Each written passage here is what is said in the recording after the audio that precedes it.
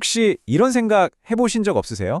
보험, 우리 삶에 꼭 필요하다고 해서 하나 둘씩 들었는데 정신 차려보니까 매달 나가는 돈이 너무 부담스러운 거예요. 이게 정말 잘하고 있는 건지, 혹시 내가 뭘 잘못 알고 있는 건 아닌지 머리가 복잡해지죠. 오늘 그 복잡하게 얽힌 보험의 실타래를 아주 명쾌하게 한번 풀어보겠습니다. 자, 이 문제를 제대로 한번 파고들어 보기 위해서요. 올해 52살이 되신 한 분이 보내주신 실제 사연으로 시작해 볼게요.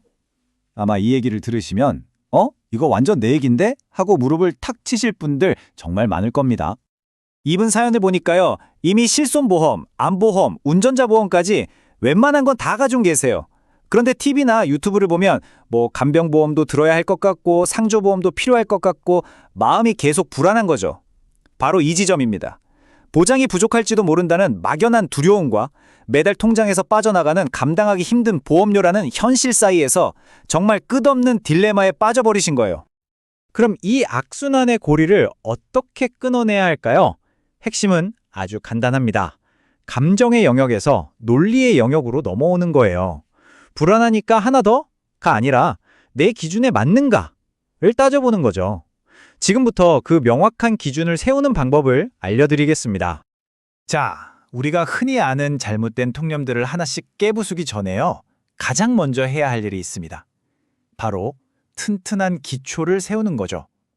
어떤 보험이든 딱 갖다 대면 옥석을 가릴 수 있는 아주 간단하면서도 강력한 3단계 프레임워크를 지금부터 소개해 드릴게요. 첫 번째 단계는요. 생각의 판을 완전히 뒤집는 겁니다. 가장 중요한 포인트, 바로 이거예요. 우리가 드는 순수 보장성 보험은요. 저축이나 투자가 절대 아닙니다. 그냥 매달 내는 전기세나 통신비처럼 한 번 내면 사라지는 비용이라는 사실. 이걸 인정하는 순간 모든 게 달라집니다. 자, 보험을 비용으로 딱 인식하고 나면 자연스럽게 다음 질문으로 넘어가게 되죠. 그럼 이 비용으로 한 달에 얼마까지 쓰는 게 적당한 걸까? 전문가들이 공통적으로 이야기하는 건강한 보험료의 범위는요. 바로 월 소득의 3%에서 최대 5%입니다. 만약에 내가 한 달에 500만 원을 번다면 25만 원, 이게 바로 여러분의 마지노선, 즉 상한선이 되는 겁니다. 이게 바로 여러분의 모든 보험을 걸러낼 수 있는 필터입니다. 딱 3단계로만 생각하세요. 첫째, 내 월급의 3에서 5%라는 예산 상한선을 딱 정한다. 둘째, 그 예산 안에서 우리 집 돈줄, 즉 소득을 책임지는 사람의 보장을 최우선으로 챙긴다. 그리고 마지막으로 남은 예산은 어쩌다 한번 일어날까 말까 하지만 한번 터지면 우리 집 전체를 휘청이게 만들 수 있는 그런 치명적인 위험을 막는 데 집중하는 겁니다. 간단하죠? 자, 이 3단계 프레임워크를 머릿속에 딱 장착하시고 이제부터 사람들이 가장 많이 빠지는 오해, 그 첫 번째 함정을 한번 부져보겠습니다. 아마 이 문제로 고민하는 분들 정말 많으실 거예요. 벌써 10년이나 부었는데 이걸 지금 해지하면 그동안 낸 돈 다 허공에 날아가는 거 아니야? 정말 많은 분들이 이렇게 생각하시죠. 과거에 낸 돈을 어떻게든 다시 찾아야 할 투자 원금처럼 여기는 거예요. 이른바 본전 생각이죠. 그래서 지금 나한테 별로 필요 없다는 걸 알면서도 쉽게 놓지를 못합니다. 하지만 여기서 다시 한번 생각의 틀을 깨야 합니다. 여러분은 투자를 잃는 게 아니에요. 지난 10년간 낸 돈은 그 10년이라는 시간 동안 혹시 모를 위험에 대한 보장과 심리적 안정감이라는 서비스를 구매한 대가입니다. 이미 그 값어치는 충분히 하신 거예요. 이 관점을요, 감사 비용이라고 생각하면 마음이 아주 편안해집니다.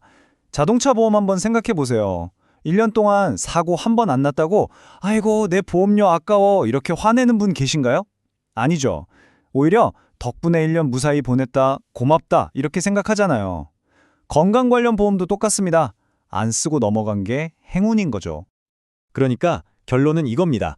과거에 냈던 돈에 발목 잡혀서 미래의 손실을 계속 키우지 마세요. 만약 어떤 보험이 더 이상 여러분의 기준에 맞지 않는다면 과감하게 정리하는 것. 그게 바로 미래의 나를 위한 가장 현명한 재정적 판단입니다. 좋아요. 이제 불필요한 보험은 정리할 용기가 좀 생기셨을 겁니다. 그럼 다음 오해로 넘어가 보죠. 이건 단순히 보험이 있다 없다의 문제가 아니에요. 얼마나 가지고 있느냐의 문제입니다. 우리가 보통 중복되는 보험은 싹 다 정리하라는 조언을 많이 듣잖아요. 그런데 과연 그게 항상 정답일까요? 모든 중복이 나쁜 건 절대 아닙니다. 예를 들어서 몇십만 원이면 해결될 치과 치료를 위해서 치아보험을 여러 개 드는 것. 이건 명백한 낭비, 즉 불필요한 중복이죠. 하지만 암처럼 치료비만 수천만 원이 들고 당장 하던 일도 그만둬야 하는 심각한 질병은요. 오히려 여러 보험을 합쳐서 보장 금액을 1억 원 이상으로 만드는 필요한 중복이 될 수 있습니다. 그렇다면 암 같은 중대 질병에 걸렸을 때 도대체 얼마를 받아야 충분하다고 할 수 있을까요? 전문가들은 최소한 내 연봉의 1.2배는 되어야 한다고 말합니다. 왜 하필 1.2배냐고요?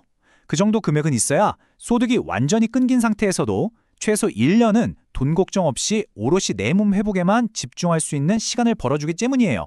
진단금 500만 원, 1000만 원으로는 어림도 없다는 얘기죠. 자, 세 번째 오해. 이건 아마 오늘 얘기 중에 가장 이게 맞나 싶으실 거예요.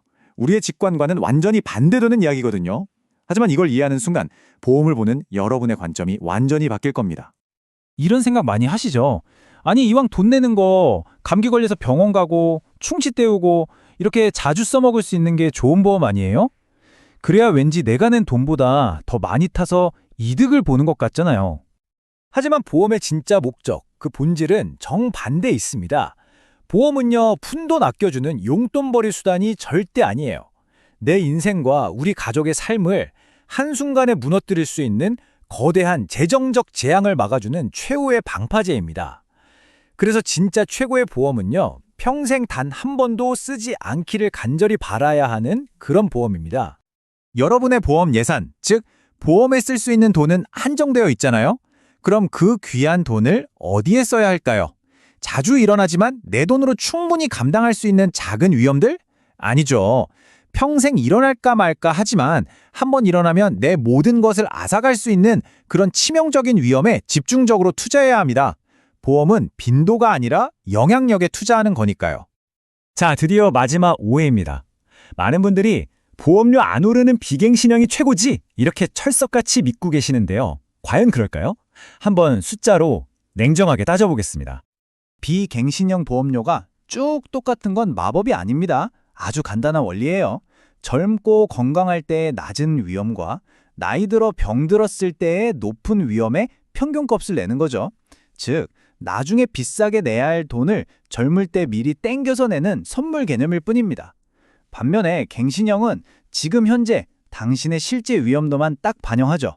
그래서 앞으로 소득이 점차 늘어날 대부분의 직장인들에게는요, 오히려 초반 부담이 적은 갱신형이 더 합리적인 선택일 수 있다는 겁니다. 그래서 결정적인 진실은 놀랍게도 이겁니다. 돈의 시간 가치를 고려해서 평생 내는 보험료 총액을 계산해보면 갱신형과 비갱신형의 총 비용은 수학적으로 거의 똑같습니다. 더 싼 상품이라는 건 없어요. 단지 당신의 소득 흐름에 더 적합한 상품이 있을 뿐이죠. 지금이 소득의 정점인 운동성수와 앞으로 20년 동안 월급이 꾸준히 오를 사회초년생의 선택은 당연히 달라야 하지 않겠어요? 자, 이제 여러분은 더 이상 막연한 불안감에 휘둘리지 않고 명확한 기준으로 보험을 판단할 수 있는 도구를 갖게 되셨습니다. 보험을 계산된 비용으로 보고 그 비용을 영향력이 큰 사건에 집중하고 내 소득 흐름에 맞는 구조를 선택한다면 더 이상 보험은 무거운 청구서가 아니라 내 삶을 든든하게 지켜주는 진짜 안전망이 될 겁니다. 오늘 저녁 서랍 속에 넣어두었던 그 보험 증권들 한번 다시 꺼내보시는 건 어떨까요? 좋았다면 구독, 좋아요 눌러주세요.